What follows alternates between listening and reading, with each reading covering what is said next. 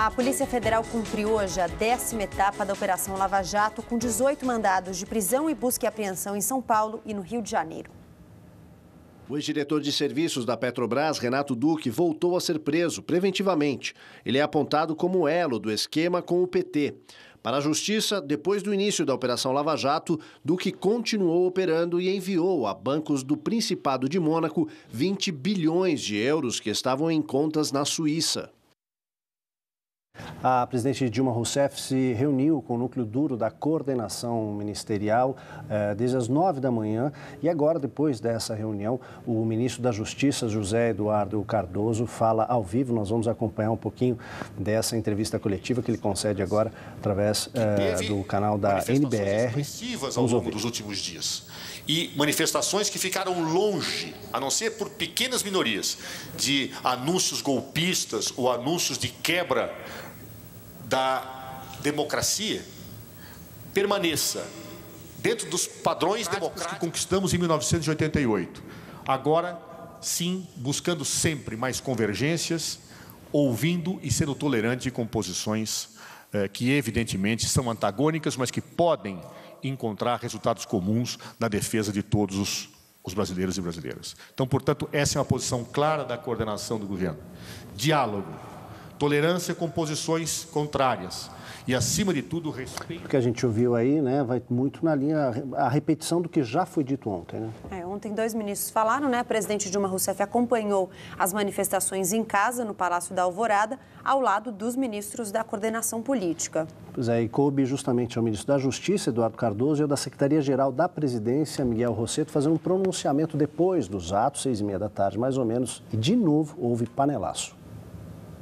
No pronunciamento, Eduardo Cardoso abatido reconheceu a legitimidade do recado das ruas. Disse que o governo deve anunciar medidas anticorrupção esta semana e defendeu a reforma política e o fim das doações de empresas às campanhas eleitorais. O ministro Miguel Rosseto partiu para o ataque e tentou minimizar o peso das manifestações, alegando que os participantes não votaram em Dilma Rousseff. Ele disse que protestos são legítimos, desde que não defendam o que chamou de golpismo, intolerância e impeachment infundado. Enquanto os representantes de última hora do governo tentavam explicar-se à nação, nas janelas, o que se ouviu foi mais um panelaço, a reforçar as mensagens dadas pelas ruas durante o dia. Realmente o ruído ecoou bastante em várias regiões do país. Quase 2 milhões de pessoas em todo o país protestaram contra o governo federal e a corrupção. Mas e agora? Essa é a pergunta que fica, né? Exatamente. A gente conversou com 2 especialistas para saber se e o que pode mudar no dia a dia das pessoas daqui para frente. Manifestações. É uma manifestação de descontentamento, representa um sentimento difuso de crítica à maneira como o governo vem conduzindo a crise, as suas relações com o Congresso Nacional, enfim. E tem alguns denominadores comuns, mas bastante genéricos, vagos, né? São manifestações históricas e que trazem às ruas não apenas classe média, não apenas elite, mas traz às ruas uma parcela considerável da população brasileira insatisfeita com o governo. Impeachment. Até o momento, juridicamente, nada permite levar a essa ideia à frente de que o impeachment, mas não são todos aqueles que ontem estiveram nas ruas pedindo impeachment, não é? Falar em afastamento, na verdade, é um golpe e a gente não pode compactuar com a quebra da legalidade democrática. Resposta do governo. E uma das propostas que eu considero interessante, que do meu ponto de vista é importante discutir, é a questão do fim do financiamento empresarial das campanhas eleitorais e a convocação de um plebiscito, de alguma coisa, para discutir uma reforma política no Brasil que é urgente, sem dúvida nenhuma. No fundo, eu acho que quem deveria ir à televisão se comunicar com seus eleitores e com a sociedade brasileira, porque foi eleita para governar o Brasil, era a presidente Dilma e não os seus ministros. Reforma política. É necessário discutir a reforma política, mas primeiro fazer um trabalho de educação, de conscientização da população para explicar como funciona o sistema político brasileiro, como são as regras eleitorais em outros países, para ver qual que seria a mais adequada aqui para a nossa realidade. Entrou na pauta e talvez estejamos um pouco mais próximos. Agora tem que ver até que ponto esses atores, que são os políticos e a sociedade, estão dispostos a dialogar efetivamente, não dialogar apenas no discurso montado pelo marketing político. Futuro. Os próximos passos serão dados a partir também de uma pauta política definida pela oposição e vamos ver como esses partidos vão se comportar. A grande pergunta é, depois de domingo, segunda-feira, acordamos, e aí, o que vai acontecer? É necessário que as pessoas parem um pouco para ouvir as propostas do governo. Não significa que concordem, mas entender que algumas dessas propostas estão sendo discutidas. E em São Paulo, nesse domingo, a Assembleia Legislativa deu posse aos deputados eleitos na nova legislatura. O deputado Fernando Capês, do PSDB, o mais votado nas eleições de outubro do ano passado, foi eleito presidente da mesa por 92 votos contra 2. O deputado do PT, Enio Tato, foi reeleito para a primeira secretaria da Casa. Vamos à hora do esporte. Cadu, tudo bem? Bem-vindo.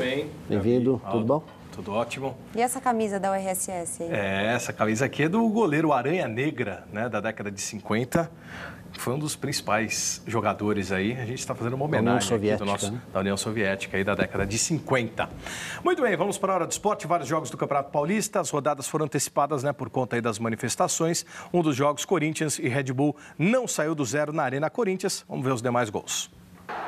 Com o time quase todo reserva, o Santos goleou Marília sábado à noite. Cicinho cruzou, o goleirão não conseguiu cortar e Thiago Ribeiro fez 1-0. O segundo saiu dos pés de Marquinhos Gabriel, completando passe de Gabriel. O Marília descontou no arremate de Bruno Farias, 2-1. Nada que abalasse o alvinegro praiano, que ampliou mais uma vez com Thiago Ribeiro. E a goleada veio com o Gabriel, completando o passe de Lucas Lima. 4-1 e o MAC com 2 pontinhos é o pior time do estadual. No domingo, às 11 da manhã, o Palmeiras recebeu o 15 de Piracicaba na Arena Palestra e venceu com esse belo gol de fora da área marcado por Gabriel. Pancada bonita. E o São Paulo foi a Campinas jogar contra a Ponte Preta, vencendo de virada. A Ponte abriu o placar após falha de Auro, com este gol de Rony. O empate saiu do cruzamento de Thiago Mendes, que Paulo Miranda, como um legítimo centroavante, colocou para as redes. E a virada veio junto com o fim de um mês sem marcar do atacante Allan Kardec. De peito mesmo. Final, São Paulo 2, Ponte 1. Muito bem, Ponte era agora para o Rio de Janeiro, os gols do Campeonato Carioca. Vamos ver. Com direito a olé no fim do jogo, o Flamengo derrotou o Tigres no sábado por 3-1. Alexandre inaugurou o marcador. Fabiano Oliveira, ex-rubro-negro, empatou. Mas aí apareceu Marcelo Cirino 2 vezes para dar a vitória ao Flamengo. O Vasco massacrou o Lanterna Nova Iguaçu. Gilberto e Dagoberto deixaram os deles. Luan, Serginho e Thales completaram a goleada. Marlon fez o gol de honra, 5-1 placar final. O Botafogo pegou o Resende no Engenhão e venceu sem dificuldades, com gols de Tássio, Jobson e Rodrigo Pimpão. O Glorioso é vice-líder do campeonato. A decepção ficou por conta do Fluminense, que sucumbiu ao Macaé. Gol de falta, marcado por Juninho. O tricolor das Laranjeiras ficou de fora do G4. Muito bem, depois dos gols vamos ver as loucuras que tem a ver com manifestação, com os gols, quer ver?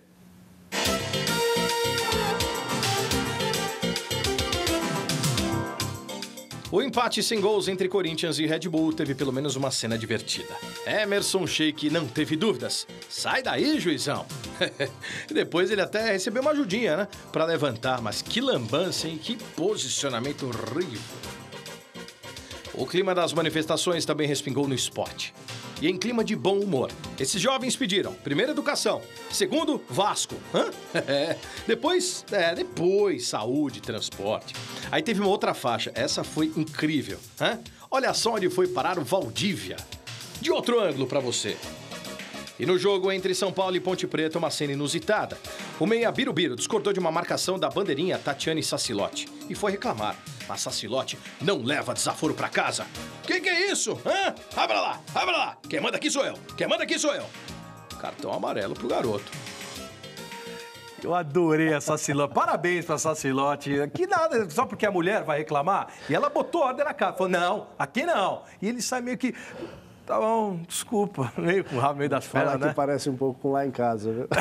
E lá em casa, vamos embora, Coutura. Valeu. Valeu, Aldo. Obrigado. Tchau, até mais. Jornal da Cultura, primeira edição, fica por aqui. Mais informações sobre o Brasil e o mundo, cmais.com.br/jornalismo. Uma ótima tarde para você. Agora tem JC Debate, que hoje faz um balanço das manifestações. Uma boa tarde para você, bom início de semana. Amanhã, ao 12h30, a gente está aqui.